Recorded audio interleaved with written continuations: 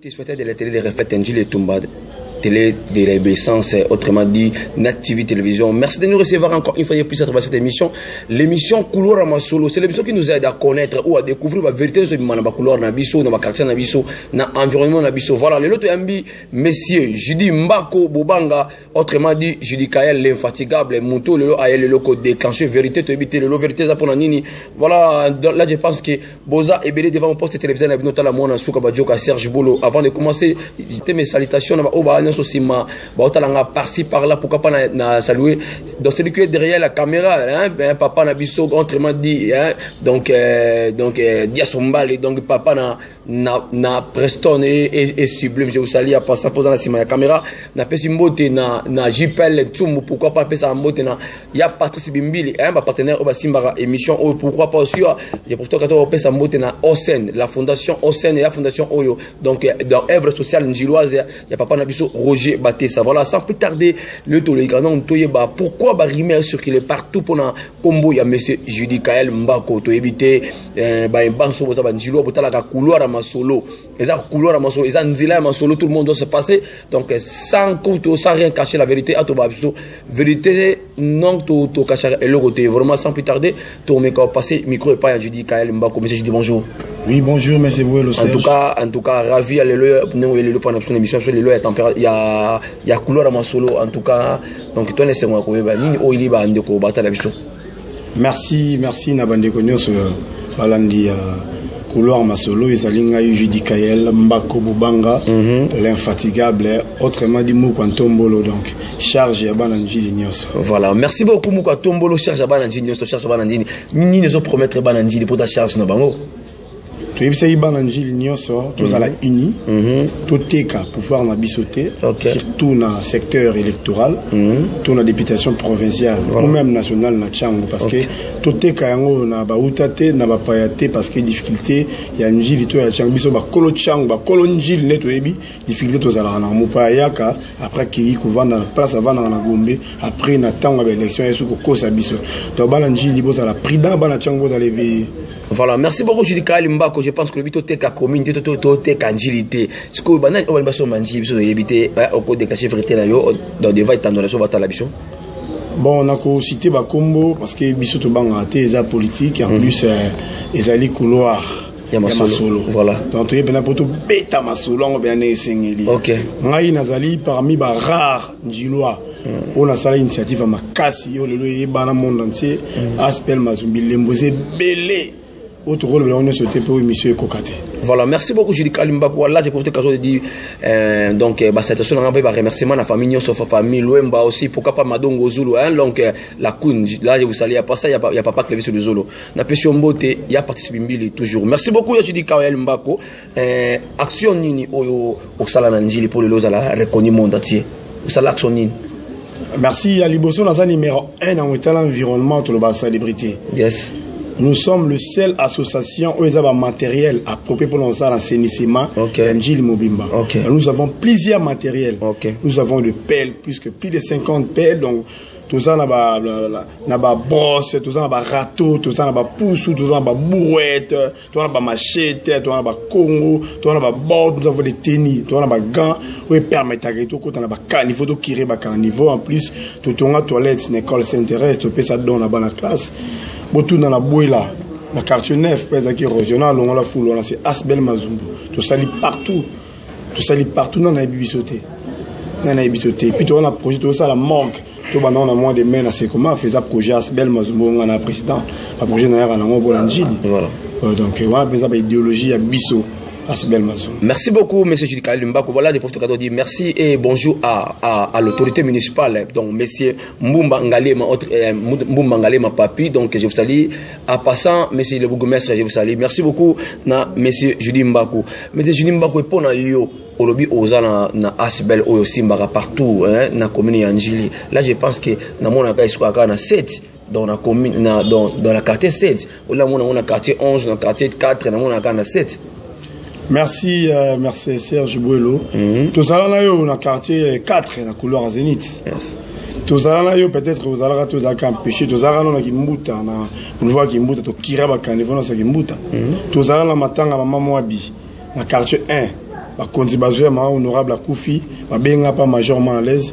Mes salutations à major Malaise Rimikanza. Voilà. To kire parce que le gouverneur bazoya autorité il y a Mboka, il y a ville, ils to kira. Monsieur Julie Mbakou, j'attendais donc ma rumeur et d'autant par-ci par-là que non, mettre yo en garde mise en garde. Ma rumeur et d'autant par-ci par-là que non, mettre yo en garde. Pour la vérité. Et quelle vérité hein? Vérité Zali loi.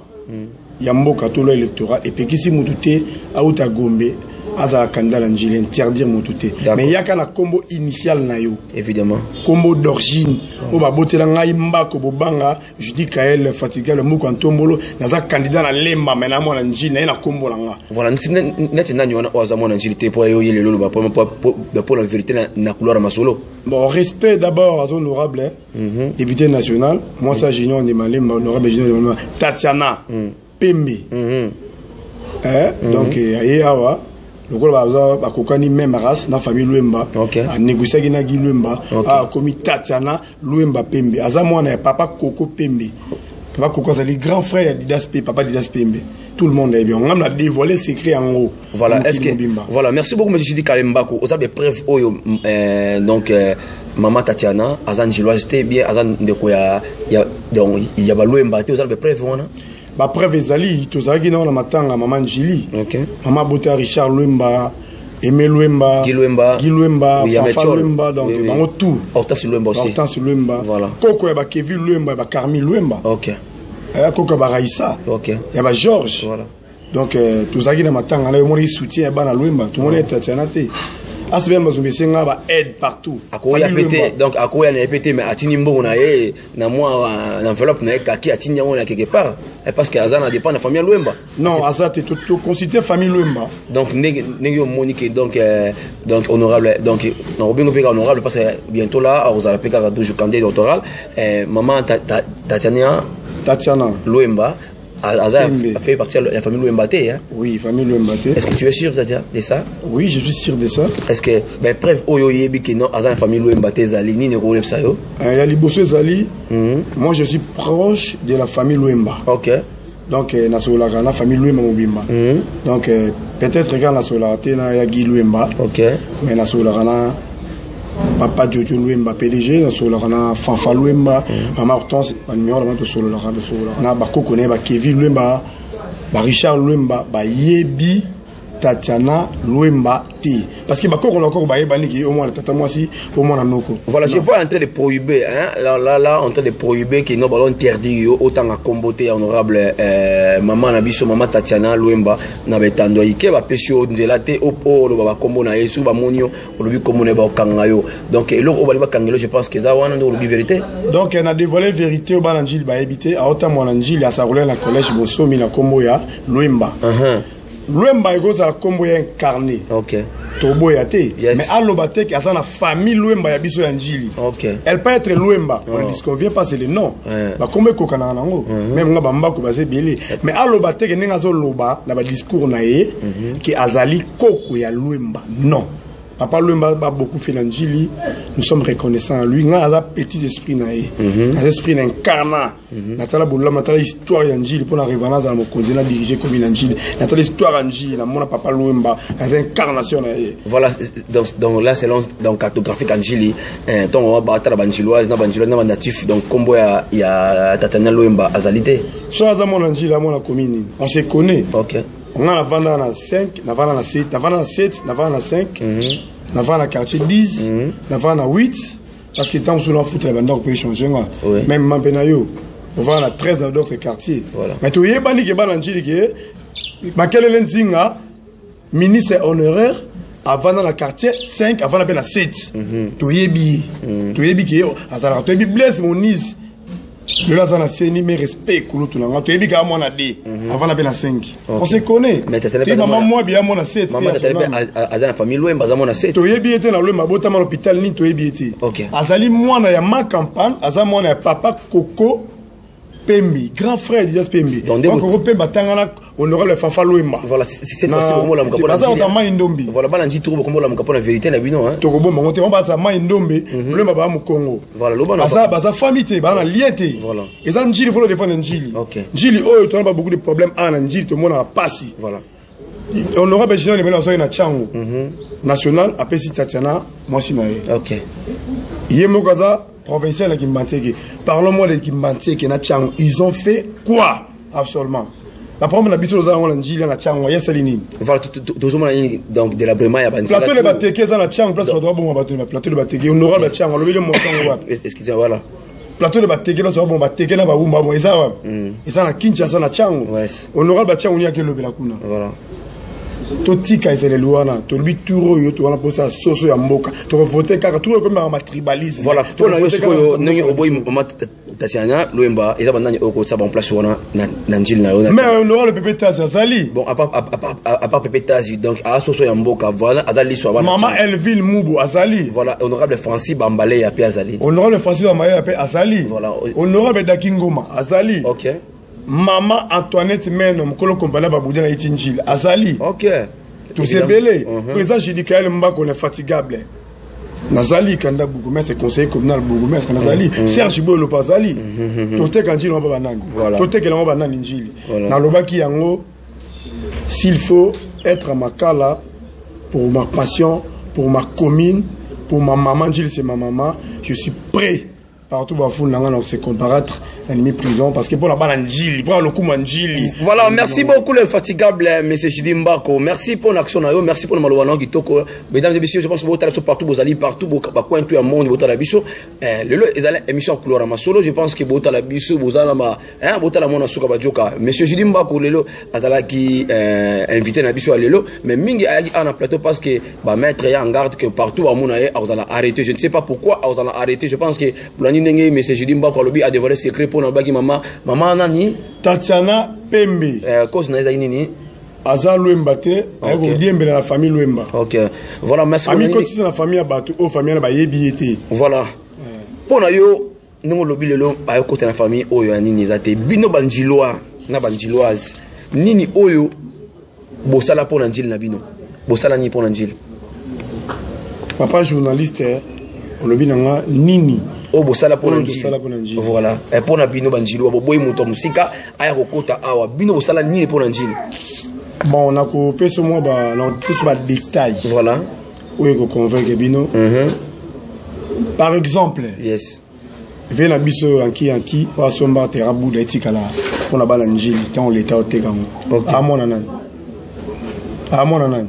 maman moi bipé à son âme c'est kola ki toko bana botanga ma biso tout tanga kuna amona wapi papa na biso artir lu Saoul aza premier la ville à Kinshasa na bituka merci beaucoup là je pense que olingo manda ko tunanga abana nani bo la sanga ba œuvre o bino banjilo bo sali pona bana njili bo sali ba œuvre ni bo sili pona njili bo la ministre bo sala ba bato atandina na ndenge na awa na commune njili bo sali ni bon biso bana njili on a toujours mandaté yes te o bazo mandat on mandat na honorable Moabi à Salani pour ceux qui le route c'est comment basala yango na preuve ngamo témoin na jantilingo bela na Sainte-Thérèse maman Moabi oh j'étais bien la maman voilà premier deuxième et la suivante maman Moabi le sous a sali Kimbuta tant ça grâce à maman Moabi l'époque il y a gouverneur Léo Sommet André Kimbuta maman ba tsa pinch maman Zaki Maele ala so gouverneur il fait approche na pour la intérêt commune na a tien pitch de les salama a sali contrôle technique mais jusque là tout ce monde nzela ya route à mettre coquetti le lot ils a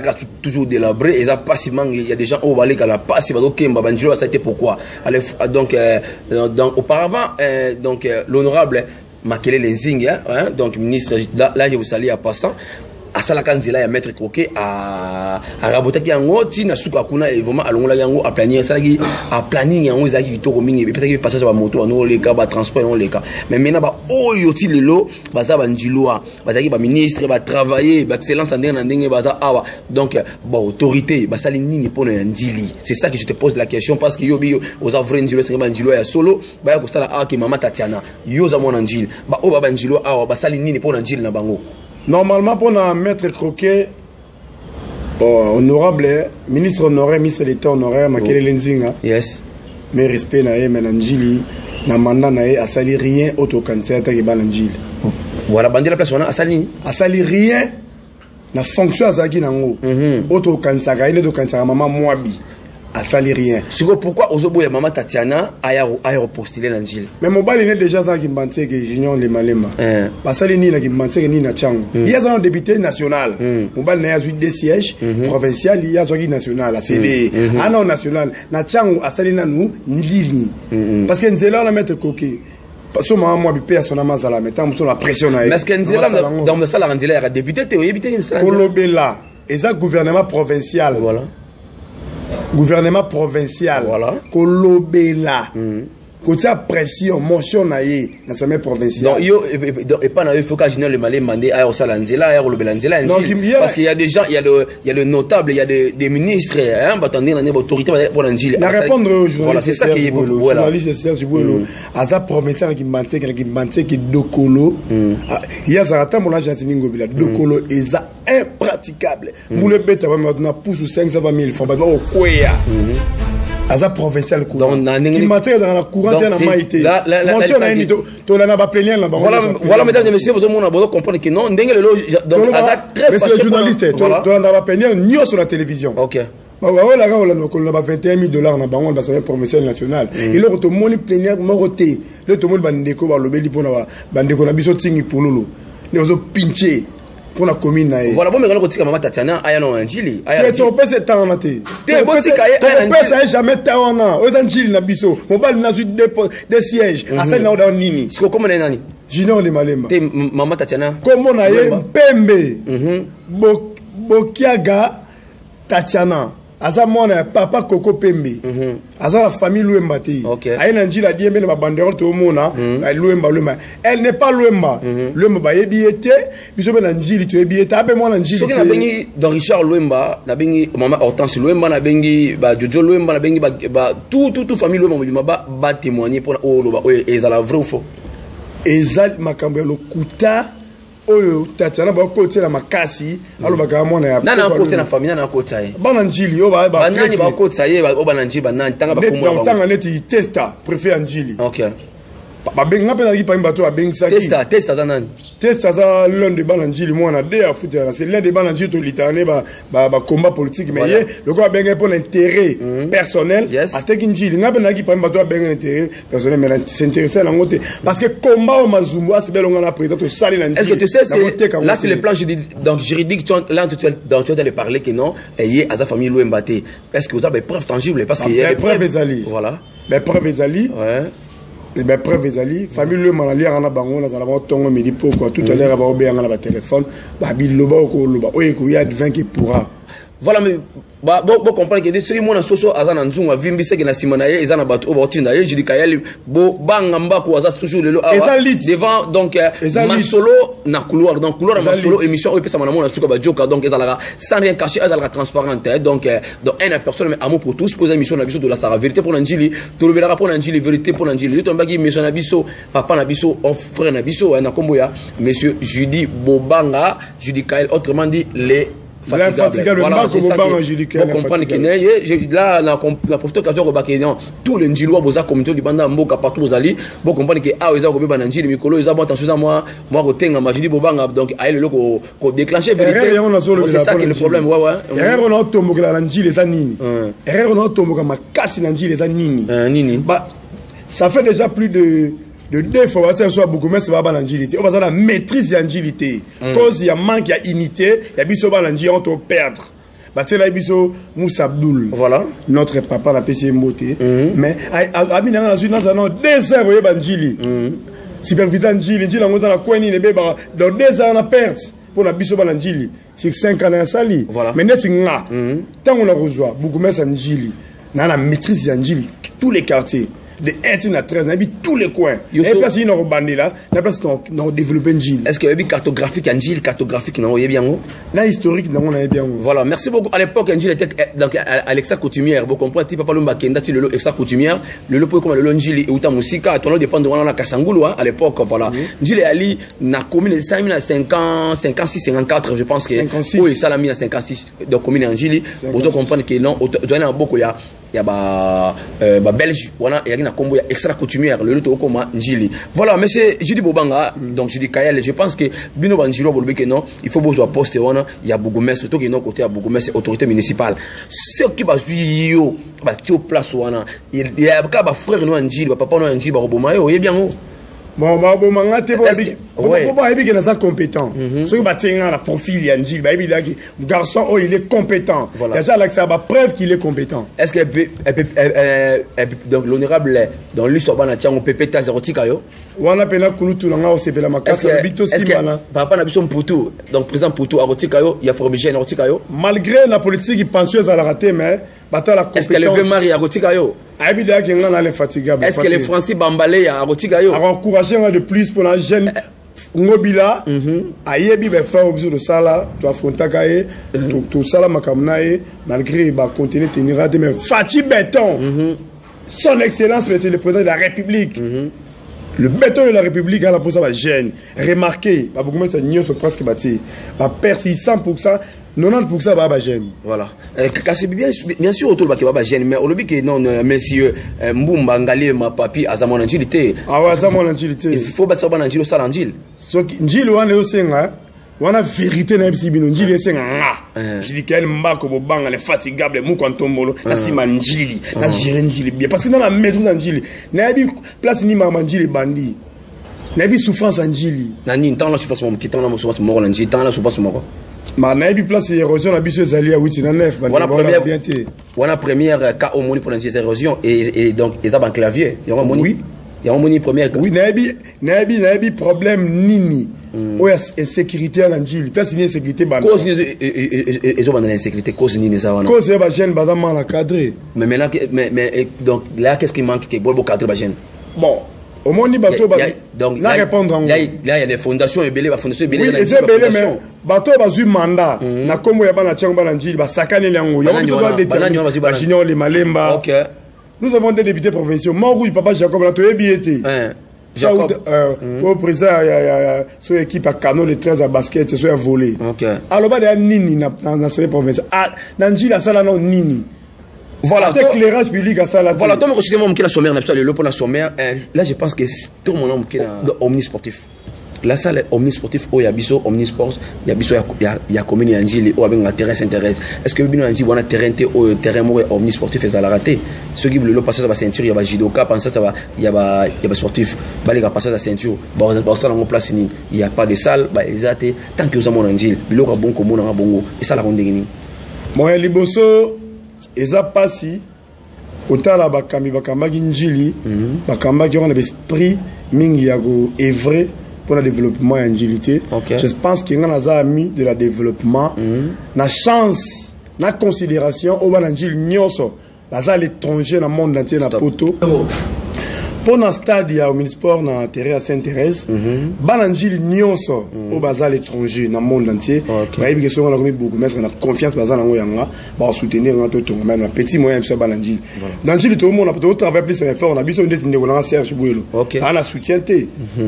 Azo bunda na fort na moko les asbel mazum to na soutien bana poto to bunda na ndibo so mo soutien so ya mais so dozi commune ya Njili attaque beaucoup mestre ngale fatika bana juango Njili za non propre est-ce que que autorité municipale ba zawana donc comme beaucoup mestre ba votera ba to ba normalement nommé te élection na ngozali première élection ya salama to banano ba conseiller communaux de ba ko voter beaucoup mestre élection ya salama ndini nombre des enrôlements ba lenti s'enrôler biso peuple Njilo to s'enrôler c'était la kasa wenzo ya caché 6 to souffrir place en sous mes athées place en sous mes athées donc otala bana Njili ba s'enrôler massif après c'est biso nombre des conseillers communaux na Njili mais ça qui tourner go bouler ba 23 26 mais si on s'enrôler mingi to comme na 29 ba électeur tant to comme na 29 netinga tant bon voter ngai moi je dis qu'elle on est fatigable voilà conseiller communaux voilà qui t'a dit que les gens va voter monsieur Simbako n'a pas que va voter yo donc on a tous qui va voter yo est-ce que va nous va voter quand il va voter quand il va voter yo et ça li comme profil papa voilà bon to comment est-ce qu'on tourne yo na Njili au sala nini merci beaucoup monsieur Mbako yo pe na Njili au sala nini ta que Njili rappelé la nini on Njili féliciter na baloba ça oyo sala bénévolat na be fort na bino nati nini par exemple on appelle ça dans toilette projet dans la 5 financement là-bas. Là, on a mentionné B7, voilà. Comme Mazumbu, construction, projet, Asbel Mazumbu. Voilà, projet là, mais je pense que donc à la toilette, on doit voter beaucoup de sentir. Na longola, voilà. Érosion à foule ya boy là. Yo longola na moyenne ni. Na ma équipe na ngati. Équipe na moyenne ni matériel. Famille les ligues to na mbomoté banda ko ezate to mongo louer angel zate. Voilà, et d'abord la mission bazala njili donc baza ba njilwa, basala ba plus que yo est-ce que baza pena na vision te ke ba otala kuna. Yo sko vision eza nini pona commune ya njili vision na yo oza na pona commune ya njili. Vision. Tant bazolo bakie. Vision na yo. Tant bazolo bakie. Eza muso asali activité. Ils ont privé peut côté les mots. Mais on a dit vie en danger. Voilà. On a que le gars là, on a appelé là on a autre mais la zone bunda pour assainir assainissement yanjili. Na sala ki muta na sala boulevard Luemba. C'est tout dans 7 bena vraiment na ça. Voilà là on sala un bénévolat ou on sala un avec habit lucratif. Les habits lucratifs Asbel les bénévolat ils a Asbel actini. Donc, c'est l'association sans but lucratif. Dans la bit, mais nous avons ami de la développement. Nous avons commencé un projet où nous avons arbre fruitier dans Gilles Mobima. Nous travaillons en collaboration avec le docteur Christian Moudimou. Mais projet les amis, les projets dans la Komaki. Total analyse, maman tek avocat, 3000 francs. Pas dans Gilles. Dans l'espace, c'est avec des bélés. Tout le monde, chaque couloir, tout va venir, ma grande caractère. Arbre fruitier, par exemple, dans la quartier 5, Tony Mangé, dans la quartier 6, Safouté, dans la quartier 7. C'est ça la vision, c'est ça ma vision. Et comme ça, après 10 ans, fruits à sous-cher. C'est ça ma vision aux alentours de la Gilles. Non, on a mis dans la Gilles Mobimba. On a salité dans la Gilles aux alentours. C'est pourquoi pas, on a salité dans la Gilles, quand la quartier 7, ça la 7. On l'a partout. On a une équipe. Voilà, tous on a mon pied, je pense que nous sommes comprendre que nous avons besoin de prendre le côté pour le bon va voter pour accommoder le gouvernement. Il y a commune en Gilles. Merci. Donc c'est ça, il y a aux autres dit ça. Maman Tatiana pour Atika pouvoir, Atika Mamota, donc Atika Bota, candidature à la commune en Gilles pour le Yotia. C'est ça le problème. Ça a été. Voilà. On se le dit. C'est la vérité. Doit triompher toujours. Maman Tatiana, elle m'a posé Nanjili, à part période électorale, avant. Il y a mon Nanjili, ça Nanjili. Voilà, bon Baramounia, ça, mais ça tête, il y a son bal et c'est ma caméra. Je dis, est-ce que tu es sur le lot? Tu es maman Tatiana Bengio, après sur enveloppe, aux oies, t'as la caméra. T'as le bon on a boyé. Parce que Adam Olingo, le bien comme ça, j'irai devant la politique. Moi, il y a un balimbongi d'abord. Voilà. Na la famille pesa bien dans le complexe en bon côté. Takaba Nanjili. Na tangi na miso ba Nanjili nyonso na lobby, ya pepe tazi. Na trahir Njilité. Voilà. Botala ga bien. On trahir maître Henri Mambango na trahir Njilité, maman Antoinette Meno, ingénieur d'Akingoma. Na trahir Njilité, maman Elvi Mubo, Kevin Luemba. Camille Luemba, PDG de Luemba, Fanfa Luemba, maman Hortense Luemba. Nous avons trahi une Njilité, fait dans la KGB. Nous avons trahi parti pour ça, Luemba. Nous avons trahi une Njilité, Alain Mavanga, Guy Mavanga. Nous avons trahi une Njilité, pasteur de la foi. Nous avons trahi une Njilité. Merci beaucoup pour comprendre qu'il y a trahi une Njilité. Tous les ces missions raison en balassima. Ce qu'il a dit, a vu le gros trop pour la maman Tatiana. Luemba, je pense que Tatiana Luemba, il y a des Tatiana Luemba, voilà, Tatiana Kokani. Tatiana Pembe. Comment on a dit Bokiaga. Tatiana Pembe Bokiaga. Moi, il y a papa Coco Pembe. Il y a grand frère Adias Pembe. Ce qu'on appelle sur le côté aux oies, vous comprenez qu'il y a un peu de color, le qu'il y a aux oies, parce que. Non, j'irai pour la commune. Ah, Dali et Tumba. Donc, si on est Tumba, ah, il faut que non. On a intérêt dans la tête. Oh, le ils ont gagné par la cima. Mon copain, il va passer le côté. Tu vois, tu retrouves l'émission, parce que nous sommes arrivés à la fin de cette émission. Pourquoi on a fait ce mot qui était derrière la caméra? Donc, autrement dit, il y a son balai, il y a son balai, donc maman Fifi Doma, et ça va bien. Papa n'a Jordi et Liliane, donc, toi, le petit mot, qu'il faut là, mon Dieu, l'homme de 50 ans, donc, Tika Ndama Pamola, mon va succès, élévation, réussite, donc, prospérité toujours, et là, donc, il faut là, mon Dieu, dans 50 ans. Merci beaucoup, la famille qui est là, je vous souhaite, donc, joyeux anniversaire, la famille Bimba, famille qui est là, au fêté, maman, Mimi qui est là, vraiment, profitez bien, dans l'occasion, en fait, na pesi mbote na bino bon soleil sima ya ba etango na bino pe otala mona suka bajoka na pesi mbote association Mazumbu. Je pense que je dis Kael Mbako pour to kabalanga na yo dernier moko banya batala yo na remercier mon équipe, voilà, Asbel Mazumbu en action. OK. Na remercier bino nyonso pour l'amour. Oui, ça en est le moment bari. On tout ça la rapport de soutenir yo au coma. On répondre na ton que une émission au coma. parce que politique est un cop na biso mais ça peut bon ça commune cette volonté là ça pour la bon ça n'a pas moyen de bornes si on a moyen à solo dans ça là plus moi ils a président et peut-être je me dis professeur ça na conseil à ça en tout cas moi mbote ça raté quoi na pesi mbote na moi na liboso enfin chéri na Steven Pina Mbako Bobanga na pesi moi na Lyon na France Junior et Yombe Mbako na pesi moi na cadette na Jourdain Choupette Tsuka Mbako voilà le maman vraiment et puis na pesi Elga double brassard là où réside le cœur du président.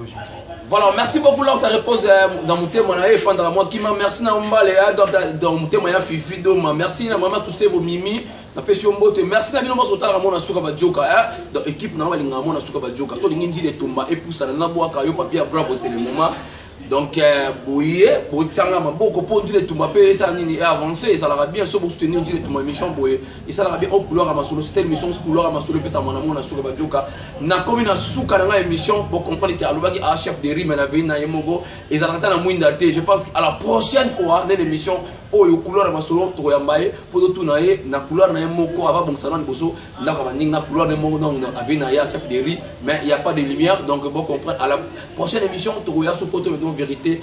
Quand on nous dit merci, on se retrouve à la prochaine. Au revoir.